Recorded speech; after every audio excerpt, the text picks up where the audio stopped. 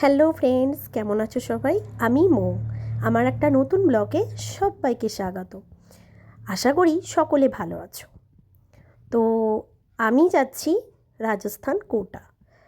তো আমি, আমার মা, আমার ছেলে আর এই যে দেখছেন কাকু সাথে। আর আমার বাবাকে আশা করি অনেক লোকেই চেনে। তো আমার বাবার হাতেই যে দেখছেন লাঠি হাতে, কোমরে বেল্ট, এসবের কিছুই দরকার ছিল না। 2 বছর আগে এমন একটি অ্যাক্সিডেন্ট হলো যার কারণে বাবা পুরো প্যারালাইসিস হয়ে যায়, একদমই বিছানায় পড়ে থাকে। তো আজকে সেই জায়গার থেকে 2 বছর পরে আমি আবার বাবাকে স্টেশনে দেখব, কোনো দিন ভাবিনি। তো আমার বাবা আমাকে সারপ্রাইজ দিয়েছে। আমি জানতাম না যে আমার বাবা স্টেশনে আসবে। আমরা একদমই এসে অবাক। মানে আমার মা আমার কাছ থেকে এসেছে মানকুণ্ড, আমার বাবা ছিল মগরাতে। তো মানে এমনই অবস্থা, আমার খুব কষ্ট হতো যখন বাবা আসতে পারতো না স্টেশনে। তো আমার বাবা আগাগোড়াই আমাকে বারবার স্টেশনে ছাড়তে গেছে, নিয়ে আসতে গেছে, এমনকি 24 ঘন্টা স্টেশনে বসে দিন কাটিয়েছে। কেননা আমার 50 ঘন্টা ট্রেন লেট ছিল। মানে আমি এত লেট ট্রেনে এসেছি, 4 দিন ধরে ট্রেনে এসেছি। তো এমন অবস্থায় আজকে এই মানুষটাকে দেখতে হবে কোনো দিন ভাবিনি, খুব কষ্ট হচ্ছিল। তা জানি না বাবা সেই কষ্টটা হয়তো মন থেকে বুঝেছিল, তাই বাবা কাউকে কিচ্ছু না বলে হঠাৎই স্টেশনে চলে আসে, একাই, টোটো চালিয়ে। তার মানে বুঝতে পারছো একটা বাবার একটা মেয়ের প্রতি কতটা টান থাকলে এইভাবে আসতে পারে। আমার বাবা আমাকে ভীষণই ভালোবাসে ছোট্টবেলা থেকে। তো বাবা আর থাকতে পারেনি, তাই চলে এসেছে। তা আমরা যাচ্ছি কোটা, রাজস্থান। দেখতেই পাচ্ছ সাথে আমাদের লাগেজ। আমার বাবার জীবনের ছোট্ট একটা কাহিনী বললাম, এরম তো বাবার জীবনে অনেক বড় কাহিনী আছে। আমি, আমার মা, আমার বাবাকে আজকে এই স্টেজে দাঁড় করিয়েছি। আরও অনেক লোক আছে আর আপনাদেরও আশীর্বাদ আছে সাথে। তো সকলের আশীর্বাদে আমার বাবা যেন এরকমই সুস্থ থাকে। এই যে এটা আমার বড় লাগেজ, আর সাথে ছিল আরও 2টো ছোট লাগেজ। আর একটাতে ছিল বাঙালি মিষ্টি, মানে এখানের লোকেরা বলে বাঙালি মিষ্টি নিয়ে এসো কিন্তু, তাই জন্য। তো আমার কাকু, এটি, এই যে নীল জামা সাদা ডোরা জামা পরে আছেন, এটি আমার কাকু। কাকু আমাকে মেয়ে বলে। আর দেখতেই পাচ্ছ আমি, আমার ভীষণই মনটা খারাপ যে বাবা মা কাকু সমস্ত আত্মীয় স্বজন বন্ধু বান্ধব সবাইকে ছেড়ে চলে যেতে হচ্ছে অনেকটা দূরে, যেখানে আবার নতুন সন্ধান, নতুন বন্ধু সেখানে। তো এইভাবেই তো মেয়েদের জীবন, তাই না? তো তো মেয়েদের তো এরকমই জীবন, তাই না? বাপের বাড়ি, শ্বশুর বাড়ি, তারপর অন্য জায়গা। এই যে কাকু বড় লাগেজটা নিয়ে যাচ্ছে, আর আমি পিছনে পিছনে ছোট ব্যাগটা নিয়েছি।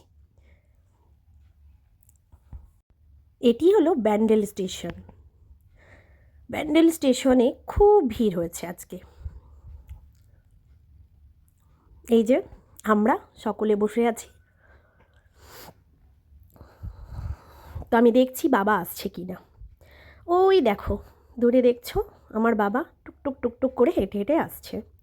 এই মানুষটা মানে এত করেছে আমার জন্য, আমাদের জন্য, মানে কি বলবো, জীবনেও হয়তো আমরা এর ঋণ শোধ করতে পারবো না। তো আজকে কষ্ট হয়, তবুও ভাবি যে বাবা তো বিছানায় পড়ে নেই আর। 1.5 বছর আমি, আমার মা যেভাবে আমার বাবার পেছনে মানে করেছি, তার ফল আজকে আমরা পেয়েছি। সত্যিই ঠাকুর আছে, আর সত্যি আমার বাবা একটু হলেও ভালো কাজ হয়তো করেছে। তো যাই হোক, আসছে মানুষটা হেঁটে হেঁটে, দেখে আমার ভীষণই ভালো লাগছে।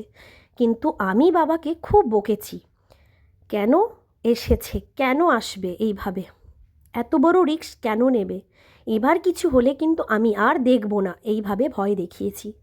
তো যাই হোক, আমার বাবা চলে এসেছে, আমার যে কী আনন্দ ওটা তো বলে বোঝাতে পারবো না। কিন্তু তবুও একটা ভয় তো মনে থেকেই যায়, তাই না? তো যাই হোক, এবার বিদায়ের পালা। আমার ছেলে দেখো নমস্কার করছে তার দিদিকে দাদাইকে, কারণ তার দিদি দাদাইকে ভীষণই ভালোবাসে। ছোট্টবেলা থেকে 3 বছর ওদের কাছে মানুষ হয়েছে। তো কাকুও খুব ভালোবাসে, কাকুরও খুব কষ্ট হচ্ছে, কারণ কাকু আমাদের সব সময় সাথ দেয়, সব সময় সাথে থাকে। আমরা ট্রেনের অপেক্ষা করছি, এই যে ট্রেন আসছে। এবার হচ্ছে বিদায়ের পালা, সবাইকে ছেড়ে অনেকটা দূরে, অনেকটা পথ একা যেতে হবে।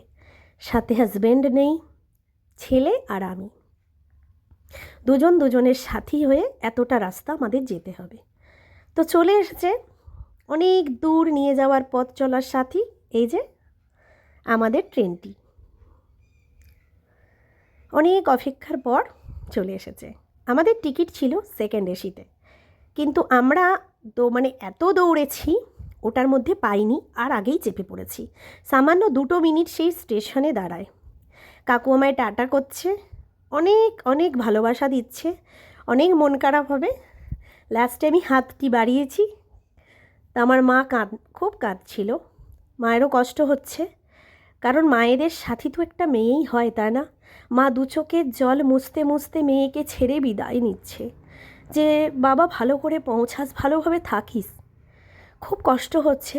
কাকু তো হেঁটে দৌড়ে আসতে পারছে, কিন্তু আমার বাবা একটা জায়গায় অপেক্ষা করছে, আমার মেয়ে যাচ্ছে একবার শেষ বাই বাই করবে বলে। তো আমি ভয়েস দিতে গিয়েও আমার চোখে জল চলে আসছে। এই যে আমার বাবা দেখো একটা জায়গায় দাঁড়িয়ে আছে। চলে এলাম আমরা ট্রেনে। এবার আমরা আমাদের খাবার পালা। আমার মা পোলাও আর চিকেন বানিয়ে দিয়েছিল ট্রেনে খাবি বলে। তো ভালোই খেলাম, সুন্দরভাবে দুজনে মা আর ছেলে মিলে খেয়ে নিলাম। মা সকালবেলায় এসে সুন্দর করে বানিয়ে দিয়েছিল। তো যাই হোক, সব দুঃখের মাঝে সব আনন্দকে খুঁজে নিতে হয়। তো খাওয়া দাওয়া শেষ, লাস্টে একটা পান খেয়েছিলাম, কাকু দিয়েছিল, এই দেখো পানটি। থ্যাংক ইউ কাকু, ভালো থেকো, সুস্থ থেকো, প্রত্যেকবার যেন তোমার হাতের এই পানটা ট্রেনে পাই। ভালো থাকবেন সবাই, সুস্থ থাকবেন, আবারও দেখা হবে।